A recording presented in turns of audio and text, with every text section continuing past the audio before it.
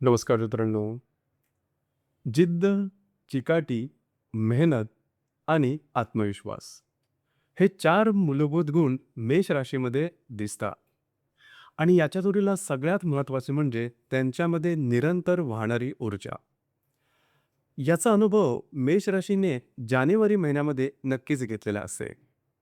या गुणांच्या जोरावरच तुम्ही बराच मोठा पल्ला हा जानेवारी महिन्यामध्ये गाठला असेल. खास करून तुमचं जे करिअर आहे त्या संदर्भात. स्वतःच्या कार्यकर्तृत्वाने तुम्ही स्वतःचं करिअर उजळवून टाकलं असेल. बऱ्याच मेष राशीच्या व्यक्तींनी त्यांचं जे कार्यक्षेत्र आहे ते बदललेलं असेल आणि महत्त्वाचं म्हणजे तुमचे निर्णय अचूक झालेले असते. अर्थात फेब्रुवारी महिन्यामध्ये गोष्टी कशा प्रकारच्या होतील? लक्षात घ्या, फेब्रुवारी महिन्यामध्ये 4 जे महत्त्वपूर्ण ग्रह आहेत, रवी, मंगळ, बुध आणि शुक्र, हे 4ही महत्त्वपूर्ण ग्रह मेष राशीच्या लाभ स्थानामध्ये भ्रमण करणार आहेत आणि तिथेच राहू सुद्धा आहे. काळजी करू नका. या संपूर्ण जो फेब्रुवारी महिना आहे त्याच्यामध्ये बऱ्याचशा कालावधीकरता मंगळ जो आहे हा तुमच्या दशम स्थानात स्वतःच्या उच्च राशीमध्येच भ्रमण करणार आहे आणि त्यामुळेच तुमच्यात ही जिद्द आणि महत्वाकांक्षा अशीच कायम राहणार आहे फेब्रुवारी महिन्यामध्ये सुद्धा. तुमच्या जीवनातले इतर जे क्षेत्र आहे हे कशा प्रकारे प्रभावित होणार आहे? कोणते निर्णय तुम्हाला घ्यायचे आहेत, कोणते निर्णय तुम्हाला टाळायचे आहेत, या सर्व संदर्भातली खुलासेवर चर्चा आपण या व्हिडिओमध्ये करणार आहोत. तर सुरुवातीला आपण चर्चा करू की तुमचं जे स्वास्थ्य आहे मानसिक किंवा शारीरिक हे नेमकं कशा प्रकारचं राहील. जसं की तुमच्या राशीचा जो स्वामी आहे मंगळ हा तुमचा अष्टमेश सुद्धा आहे. हा तुमच्या 10व्या स्थानामध्ये भ्रमण करत आहे. दिनांक 24 तारखेनंतर तो तुमच्या लाभ स्थानामध्ये भ्रमण करेल. राशीचा नंबर 1चा अशुभ फलदायी ग्रह बुध हा सुद्धा तुमच्या दशमातून लाभात भ्रमण करेल 5 तारखेला. काळजी करू नका. या संपूर्ण महिन्यामध्ये तुम्ही बऱ्याच प्रमाणात ॲक्टिव्ह असणार आहात. ज्या तुमच्या जबाबदारी आहेत, जे तुमचं कार्यक्षेत्र आहे, तुमच्यावर सोपवलेली जी कामं आहेत, ती तुम्ही जिद्दीने, महत्त्वाकांक्षाने आणि संपूर्ण ऊर्जेने पूर्ण करून दाखवणार आहात.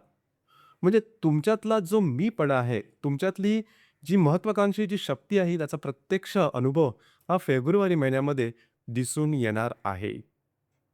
त्यामुळे फेब्रुवारी महिन्यामध्ये मानसिक आणि शारीरिक या संदर्भात कुठल्याही प्रकारचे जे त्रास आहेत, हे मेष राशीला अनुभवास येणार नाही. आता याच्या जोडीला तुमचे जे कार्यकर्तृत्व आहे, याच्या जोडीला थोडीसं विचारांची साथ असणं गरजेचं राहील. जेणेकरून तुम्ही जे काही काम करा, ज्या क्षेत्रामध्ये काम करा, त्यामध्ये अव्वल व्हाल. यानंतर आपण चर्चा करू, की तुमचा जो आर्थिक स्तर आहे, हा नेमका कशा प्रकारचा राहील. जसं की तुमच्या राशीचा जो धनेश आहे शुक्र, हा तुमच्या दशमातून विजयात भ्रमण करेल. राशीचा जो पंचमेश आहे रवी, हा तुमच्या दशमातून लाभात भ्रमण करेल 13 तारखेला. आणि राशीचा जो लाभेश आहे शनी, हा तुमच्या व्ययात भ्रमण करतोय, परंतु तो मार्गस्थ आहे. या संपूर्ण महिन्यामध्ये आर्थिक स्तर अतिशय उत्तम असणार आहे.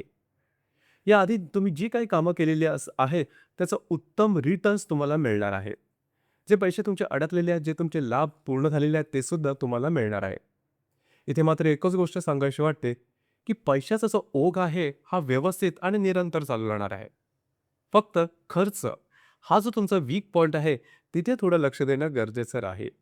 खर्च कुठे, कधी आणि कसे करायचे? विचारपूर्वक गोष्टी करा. बऱ्याच वेळेला आपला खर्च करावेच लागतात. ती गरज असते. परंतु ते कुठे झालेले आहेत, कशाप्रकारे झालेले आहेत, ते योग्य तऱ्हेने झालेले आहेत की नाही, याकडे लक्ष द्या. गुंतवणुकीच्या बाबतीमध्ये सुद्धा हीच गोष्ट महत्त्वपूर्ण राहील. गुंतवणूक कशी करायची? चिट फंड कंपनी किंवा लवकर नफा मिळवून देणाऱ्या ज्या योजना आहेत, त्यामध्ये अजिबात तुम्ही गुंतवणूक करू नका. तुमचे अंदाज चुकू शकते. खास करून जर का तुम्ही शेअर मार्केटमध्ये ट्रेड करत असाल, काळजी करू नका. हा जो संपूर्ण महिना आहे, हा तुम्हाला अतिशय उत्तम प्रकारचे जे लाभ आहेत, हे शेअर मार्केटमधून सुद्धा देणार आहेत. फक्त विचारपूर्वक इन्व्हेस्टमेंट करणं गरजेचं नाही. यानंतर आपण चर्चा करू गृहसौख्य. गृहसौख्याबद्दल सांगायचं झालं तर घरातील ज्या व्यक्ती असतील त्यांच्याबरोबर नातेसंबंध तुमचे अतिशय उत्तम असणार आहे. फक्त एकच गोष्ट थोडी महत्त्वाची आहे, ती म्हणजे घरातील ज्या मोठ्या व्यक्ती असतील, वडीलधाऱ्या व्यक्ती ज्या असतील, त्यांच्या आरोग्याकडे थोडंसं लक्ष देणं गरजेचं राहील. जर का ते आधीपासूनच कुठल्या व्याधीने त्रस्त असतील, तर त्या संदर्भात त्यांची जी लक्षणे आहेत, त्या संदर्भात काळजी घेणं गरजेचं राहील. कुठल्याही प्रकारची लक्षणं दिसली, तर लगेचच्या लगेच डॉक्टर इलाज करणं गरजेचं राहील. वास्तूच्या संदर्भात नवीन वास्तू घेणं, वास्तू विकणं किंवा वास्तूमध्ये रेनोव्हेट करणं, अशा प्रकारचे तुम्ही गोष्टी निश्चित करू शकता. काळजी करू नका.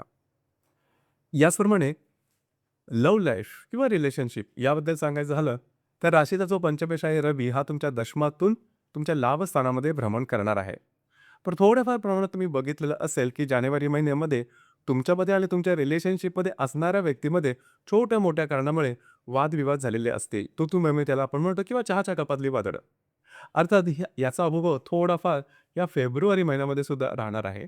परंतु त्याचा फार मोठा परिणाम तुमच्या जे रिलेशनशिप आहे त्यावरती अजिबात होणार नाही. याचप्रमाणे जे विद्यार्थी वर्ग आहे त्यांच्याकरता मात्र संपूर्ण जो फेब्रुवारीचा महिना अतिशय उत्तम असणार आहे.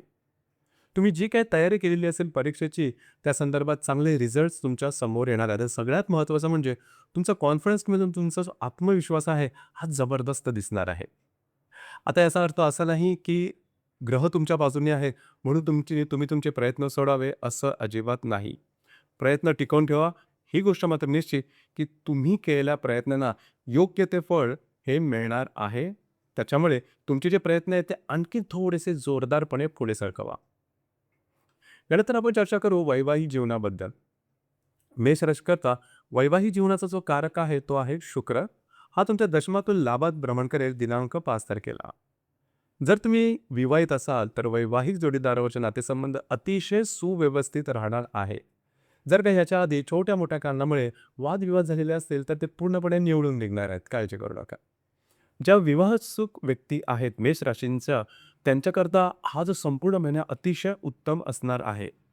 म्हणजे विवाह जमणे, जुळून येणं, अपेक्षेप्रमाणे स्थळ मिळणं, एंगेजमेंट होणं, साखरपुडा होणं किंवा प्रत्यक्ष विवाह होण्याइतपत हा जो संपूर्ण कालावधी हा आहे फेब्रुवारीचा तो असणार आहे.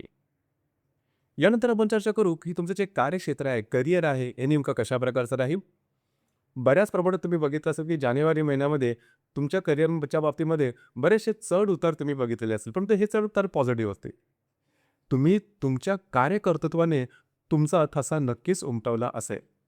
तुमच्या कामाचं कौडं कौतुक सुद्धा झालेलं असेल. परंतु बऱ्याच वेळेस तुमचा जो धारदार स्वभाव आहे आणि जो जी वाणी आहे त्यामुळे थोडंफार तुमचे जे सहकर्मी किंवा वरिष्ठ यांच्याबरोबर खटके सुद्धा उडालेले असतील. परंतु अर्थात त्याचा परिणाम मात्र तुमच्या कार्यक्षेत्रावर किंवा करिअरवर होणार नाही. बऱ्याच मेष राशीच्या व्यक्तींनी करिअर स्विच सुद्धा केलेलं असेल. म्हणजे करिअरच्या संदर्भात, जॉबच्या संदर्भात नाही नवीन तुम्हाला संधीसुद्धा मिळालेल्या असतील आणि त्या तुम्ही घेतलेला असेल आणि तो निर्णयसुद्धा बरोबर असेल. या महिन्यामध्ये सुद्धा थोडंफार असंच जाणवेल किंवा वरिष्ठांबरोबर छोट्या-मोठ्या कारणामुळे खटके उडणं, अशा प्रकारचे अनुभव. मात्र खटके जरी उडाले ते उडतातच. परंतु खटके जरी उडाले तरीसुद्धा कशाप्रकारे कॉप अप करायचं आहे, कशाप्रकारे गोष्टी परत जुळवून आणायच्या आहेत, हे मात्र तुमच्या हातात आहेत. गोष्टी टोकाच्या करू नका. ही गोष्ट थोडी महत्त्वपूर्ण राहील. अर्थात आताचा कालावधी चांगलाच आहे फेब्रुवारीचा, परंतु पुढे येणारा तसा चांगला असेलच याची शाश्वती नाही. कारण तुमची निराशा ही ते 7.5ची आहे. त्यामुळे या संदर्भात थोडीशी काळजी घ्या. ही गोष्ट थोडी महत्त्वपूर्ण राहील. पूर्ण जर का तुमच्या करिअरच्या संदर्भात विचार केला तर करिअर संदर्भात नवीन-नवीन अपॉर्च्युनिटी तुम्हाला निश्चितच मिळणार आहे. तर एकंदरीतच सांगायचं झालं तर मेष राशीकरता जानेवारी जो महिना आहे हा अतिशय उत्तम असणार आहे. काळजी करू नका. यानंतर आपण चर्चा करू ग्रहयोग आणि त्याचे मिळणारे प्रभाव परिणाम नेमके कशा प्रकारचे असतील. जसं की दिनांक 8 तारखेला हर्षल आणि शुक्राचा केंद्रयोग होणार आहे. हर्षल जो की तुमच्या लाभ द्वितीयात भ्रमण करतो त्याबरोबर तुमच्या लाभातला जो शुक्र आहे हा केंद्रयोग करणार आहे. खर्चावरती नियंत्रण ठेवा. अतिरिक्त वायफळ खर्च होणार नाही याकडे लक्ष देणं थोडंसं गरजेचं राहील. दिनांक 13 तारखेला राहू आणि बुधाची युती होणार आहे. लक्षात घ्या संपूर्ण महिन्यामध्ये तुमच्या लाभात भ्रमण करणारे बुध, शुक्र आणि रवी यांची युती होणार आहे. आणि जो राहू जो ग्रह आहे तो फसवणारा ग्रह आहे. त्यामुळे या संपूर्ण महिन्यामध्ये तुम्हाला लाभ तर मिळतील. पैशाच्या संदर्भातले बरेचसे कामं सुद्धा तुमचे मार्गी लागते. परंतु अतिरिक्त खर्च तुमचे जास्त प्रमाणात होते. अर्थात चुकीचे इन्व्हेस्टमेंट करणं, अतिरिक्त खर्च करणं यापासून थोडंसं वाचणं गरजेचं राहील. बुद्धी भ्रमित होणं अशा प्रकारचे सुद्धा काही अनुभव तुम्हाला मिळू शकते. या संदर्भात अलर्ट राहणं गरजेचं राहील. प्रलोभनाच्या मागे मात्र धावू नका. ही गोष्ट अत्यंत महत्त्वाची आणि कायमस्वरूपी लक्षात ठेवा. तर राहू बुधची युती जी 13 तारखेला होणार आहे या संदर्भात कांतोपत्री व्यवहाराच्या बाबतीमध्ये काळजी घेणं गरजेचं राहील. ही गोष्ट अतिशय महत्त्वपूर्ण राहील. दिनांक 16 तारखेला रवी आणि हर्षलचा केंद्रयोग होणार आहे. तुमच्या लाभातला रवी आणि द्वितीयातला हर्षल हे केंद्रयोग करणार आहे. तुमचे जे मोठी भावंडं असतील त्यांच्या आरोग्याच्या संदर्भातले काही त्रास या दरम्यान डोकं वर काढू शकते. दिनांक 19 तारखेला राहू आणि शुक्राची युती सुद्धा होणार आहे. इथे वैवाहिक जोडीदाराबरोबर छोट्या मोठ्या कारणामुळे मतभेद, मतवैचित्र, मिसअंडरस्टँडिंग, गैरसमज असे काही अनुभव येतील व आर्थिक संदर्भात सुद्धा काळजी घ्या. दिनांक 20 तारखेला शनी आणि नेपच्यूनची युती होणार आहे. लक्षात घ्या, ही युती किंवा हा जो योग आहे, हा या संपूर्ण महिन्यातला अतिशय अशुभ फलदायी असा योग असणार आहे. खास करून वैवाहिक जीवनामध्ये वादळं वगैरे येऊ शकते. वैवाहिक जोडीदाराच्या आरोग्याकडे लक्ष द्या. या आधी तुम्ही काही चुकीची जर काही कामं केलेली असते, आउट ऑफ द वे जाऊन काही गोष्टी केलेल्या असते, तर त्यामध्ये फसण्याची शक्यता जास्त प्रमाणात राहील. या संदर्भात काळजी घेणं गरजेचं राहील किंवा प्रलोभनं तुमच्या समोर येतील, की त्यामुळे तुम्ही अलगदपणे म्हणजे त्यामध्ये तुम्ही अलगदपणे सम्मिलित व्हा. चुकीच्या गोष्टींपासून लांब राहणं गरजेचं आहे. आता चुकीच्या गोष्टी कोणत्या?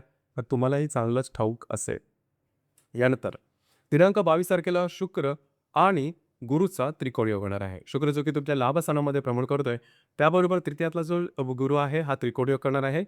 ज्या विवाहसुख व्यक्ती आहेत मेष राशीच्या, त्यांचं विवाह जुळून येणं, अपेक्षेप्रमाणे स्थळ मिळणं, अशा प्रकारचे काही चांगले अनुभव आताच्या संपूर्ण महिन्यामध्येच येणार आहेत.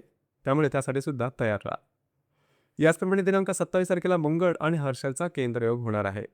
तुमचे जे मित्रपरिवार असतील त्यांच्याबरोबर छोट्या-मोठ्या कारणामुळे वादविवाद होणं किंवा थोड्याफार प्रमाणात गोष्टी टोकाच्या होणं असे काही अनुभव होतील, काळजी घ्या.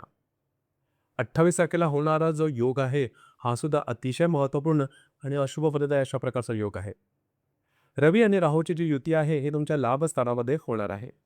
या संदर्भात काळजी घ्या. आर्थिक संदर्भामध्ये सुद्धा आणि कुठल्याही प्रकारचे महत्त्वपूर्ण जे काही निर्णय असतील, कुठल्याही क्षेत्रातले असतील, ते या महिन्यामध्ये अजिबात घेऊ नका. लक्षात घ्या, 28 तारखेला जो योग होणार आहे, तुम्हाला फसवा आहे आर्थिक बाबतीमध्ये आणि नातेसंबंधामध्ये. याचप्रमाणे दिनांक 1 तारखेला पौर्णिमा आहे आणि 17 तारखेला सूर्यग्रहण होणार आहे. अर्थात हे जे सूर्यग्रहण आहे, हे भारतामध्ये दिसणार नाही. त्याच्यामुळे त्याचा सरळ सरळ परिणाम ग्रहांचा होणार नाही, परंतु मानसिकतेमध्ये निश्चित प्रकारे जाणवेल. अर्थात हे जे सूर्यग्रहण आहे, त्याचा जो प्रभाव परिणाम आहे, हा तुमच्या लाभस्थानात होणार आहे, पैशाच्या संदर्भातले व्यवहार. म्हणजे या संपूर्ण महिन्यामध्ये दोन्ही प्रकारचे जे अनुभव आहेत, ते तुम्हाला मिळणार आहेत. म्हणजे पैशाची आमदनीसुद्धा होणार आहे, पैसे मिळणार सुद्धा आणि ते खर्चसुद्धा अनाठायी होणार आहे. तर ते अनाठायी खर्च होणार नाही, याकडे मात्र लक्ष देणं गरजेचं राहील. सजग राहणं महत्त्वपूर्ण राहील. तर मित्रांनो, हे होतं मेष राशीचं फेब्रुवारी 2026 करताचं संपूर्ण राशिफळ. धन्यवाद.